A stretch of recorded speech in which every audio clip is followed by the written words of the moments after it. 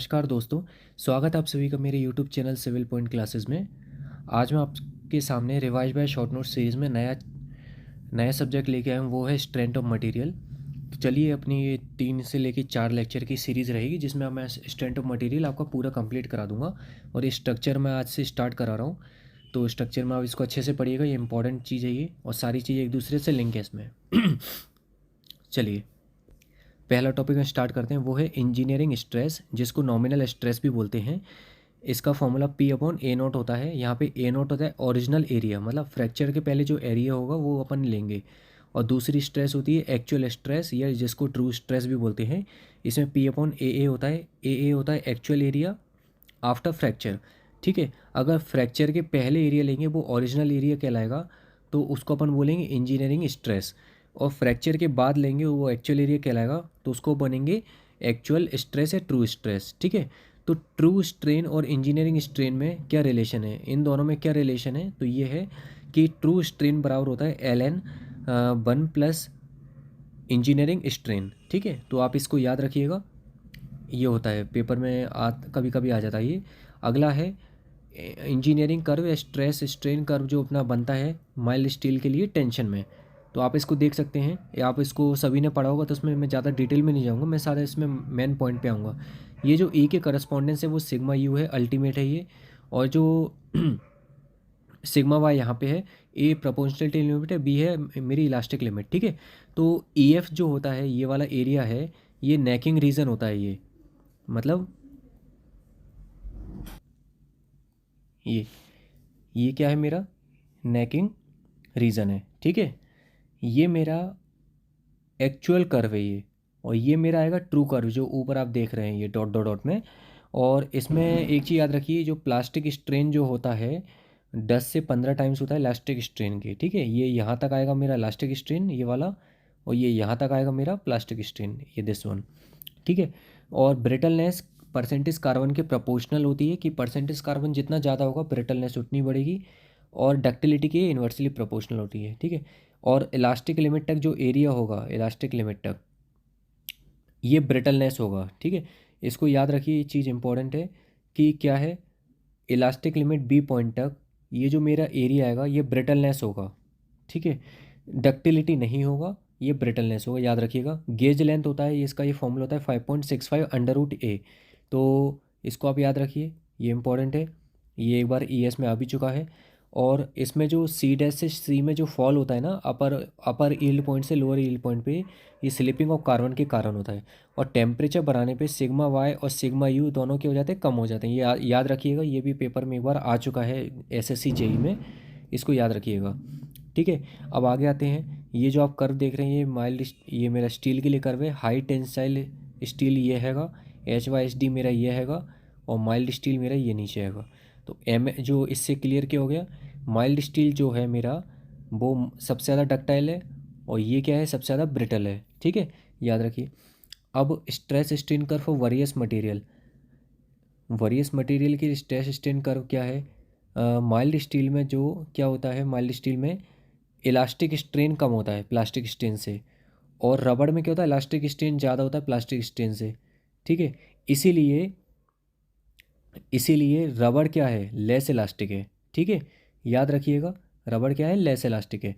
और आगे अपन अब आते हैं, वो है जो ECI है, ये ECI जो होता है ES/2 होता है, और E एल्युमिनियम होता है ES/3, और E कंक्रीट होता है ES/10।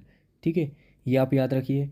और ये जो आप देख रहे हैं कर्व, इसमें एक ये मेरा हैगा ये इस टाइप से, और उसके बाद एक ही हैगा ये एल्युमिनियम के लिए है, ये कोर्क के लिए है, और ये कंक्रीट के लिए है, ये रबड़ के लिए। ठीक है, ये याद रखिए। और उसके बाद इलास्ट स्ट्रेन एनर्जी इलास्टिक लिमिट तक जो होगी रेजिलियंस के बराबर होगी, इलास्टिक लिमिट की बात होगी वो हाइपर रेजिलियंस के बराबर होगी। ठीक है, ये याद रखिएगा। अब आगे अपन आते हैं, अगर मटेरियल नॉन लीनियर इलास्टिक है तो टेंजेंट मॉडुलस और सीकेंट मॉडुलस अपन लेंगे। और रेजिलियंस, अब देखिए अपने पास मेरे यहाँ पे 3 टर्म्स आएंगे अलग अलग, तो उसको समझ लीजिएगा। Resilience, modulus of resilience, toughness. Resilience क्या होता है, strain energy up to elastic limit, it is called resilience. इसमें 1/2 P × डेल इसका फॉर्मूला बनेगा। ठीक है, याद रखिए। और फिर उसके बाद मॉडुलस ऑफ रेजिलियंस क्या होगा, sigma square upon 2E। Sigma square upon 2E मतलब strain energy per unit volume up to elastic limit. Elastic limit तक strain energy per unit volume, मतलब इलास्टिक लिमिट तक strain energy up to elastic limit बोलेंगे तो क्या हो जाएगा, resilience. अगर इसमें पर यूनिट वॉल्यूम ले लें ये अपन, तो मॉडुलस ऑफ रेजिलियंस आ जाएगा। ठीक है, क्या फॉर्मूला बनेगा इसका, ये देखिए, सिग्मा स्क्वायर अपॉन 2E। अगला था toughness, maximum strain energy up to fracture, it is called toughness. तो यहाँ पे 3 टर्म आ गए मेरे, एक ये है, एक ये है, एक ये है। तीनों चीज़ समझ लीजिए। Strain energy up to elastic limit resilience है, strain energy per unit volume up to elastic limit modulus of resilience है, maximum strain energy up to fracture point toughness है। ठीक है, डक्टाइल में टफनेस ज़्यादा होता है ब्रिटल में। ठीक है, ये देख याद रखिए। अब डक्टिलिटी क्या होती है, जिसमें 5% greater than post elastic strain हो तो डक्टिलिटी होगा, और इसका जस्ट अपोजिट हो तो ब्रिटलनेस होगा। मेलेबिलिटी क्या होती है, थिन सीट में हो और इसमें हाई डिग्री ऑफ प्लास्टिसिटी होती है। क्रीप क्या होता है, ये इंपॉर्टेंट है, इंक्रीज विद टाइम। ठीक है, first important point, increase with time at constant loading, dead load होता है और ये प्लास्टिक होता है। तो ये 3 चीज़ आपको याद रखनी है। पहली क्या है, टाइम के संग इंक्रीज होता है ये, टाइम के संग इंक्रीज तो होगा संग में कांस्टेंट लोडिंग पे। दूसरी चीज़ मतलब डेड लोड रहेगा, लाइव लोड नहीं रहेगा। और तीसरा है प्लास्टिक, ये नेचर में कैसा रहता है, प्लास्टिक रहता है। अब आगे आते हैं, नोट है ये, फैटिक failure can be prevented if stress level below endurance limit. तो ये याद रखिए, एंडोरेंस लिमिट से बिलो हो तो अपन ये फैटिक फेलियर को प्रिवेंट कर सकते हैं। एंडोरेंस लिमिट क्या होती है, stress level below which higher high probability of no failure even at infinite number of load cycle. ये ES में एक बार आ चुका, आप इसको देख लीजिएगा। टाइप्स ऑफ फेलियर, ये इंपॉर्टेंट है, ये इसका क्वेश्चन बनता ही है। और टेंशन में क्या होता है, टेंशन में ब्रिटल मटेरियल में 90 डिग्री पे फेलियर होता है, और डक्टिलिटी में क्या रहेगा 45। आप एक याद रख लीजिए, बाकी सारे हो जाएंगे। ब्रिटल में 90 हुआ तो डक्टिलिटी में क्या रहेगा 45। ठीक है, और इसमें जो फेलियर रहेगा, फेलियर किसकी वजह से रहेगा, सिग्मा टी मतलब प्रिंसिपल टेंशन की वजह से, और डक्टिलिटी में शेयर स्ट्रेस की वजह से रहेगा। और यहाँ पे कब कौन फेलियर बनता है, इसको नेकिंग फेलियर बोलते हैं। कंप्रेशन में क्या होगा, इसका जस्ट अपोजिट हो जाएगा। ये ब्रिटल में यहाँ 90 था तो यहाँ ब्रिटल में कितना आ जाएगा 45। 45 डिग्री पे जो फेलियर होता है, आप याद रखिए, 45 डिग्री पे जो फेलियर बनता है वो शेयर स्ट्रेस की वजह से ही बनता है, शेयर फेलियर की वजह से। तो ब्रिटल में शेयर फेलियर की वजह से अब मेरा आ गया फेलियर यहाँ पे। और डक्टिलिटी में क्या बनेगा 90 डिग्री पे बल्जिंग की वजह से कंप्रेशन फेलियर। और टॉर्शन में क्या रहेगा, टॉर्शन में डक्टाइल मटेरियल के लिए 90 डिग्री पे होगा, शेयर की वजह से ट्विस्टिंग होती है क्योंकि।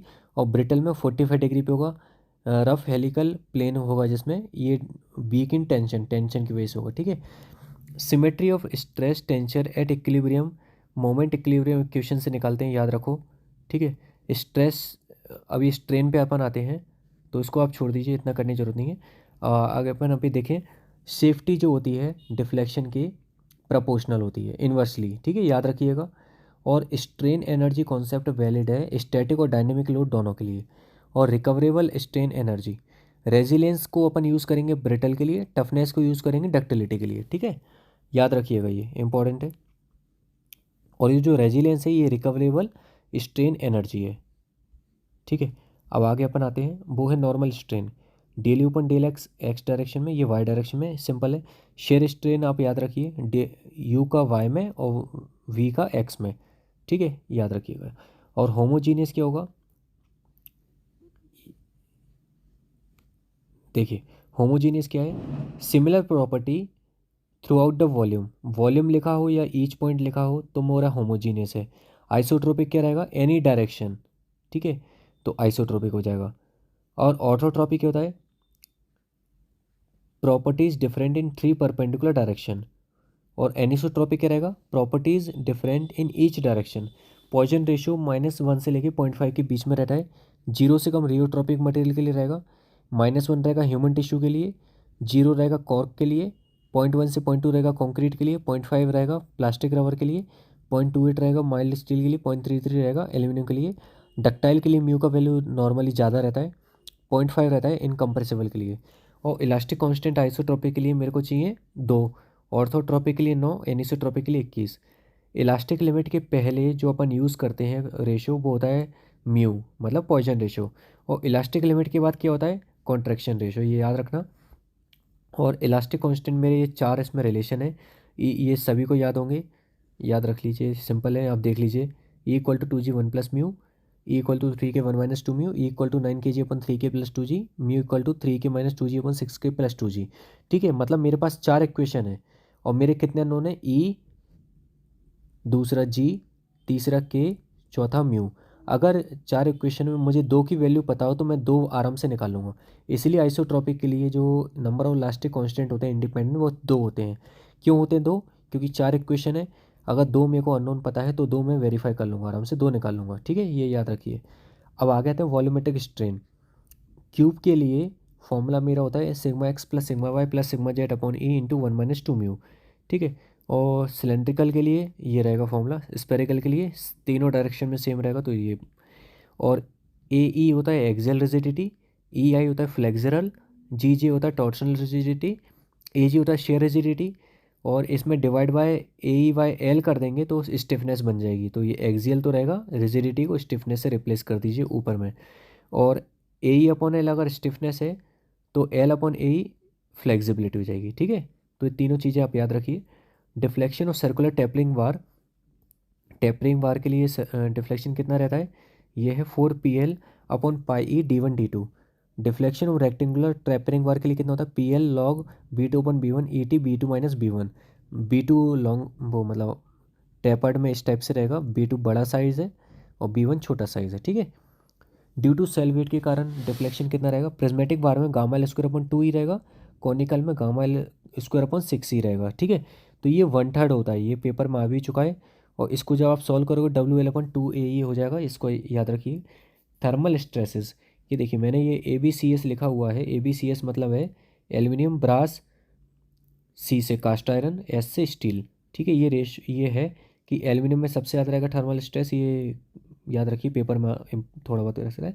डेल एल बराबर होता है एल अल्फा टी, जब सपोर्ट यील्ड ना करें। ठीक है, और जब सपोर्ट यील्ड करेंगे तो जो यील्ड होगा उसको माइनस कर देंगे, तो L alpha T minus del हो जाएगा। तो इसी के करस्पॉन्डेंस फिर आप चेंज कर लीजिएगा, और सिग्मा बराबर से अल्फा टी ही रहता है।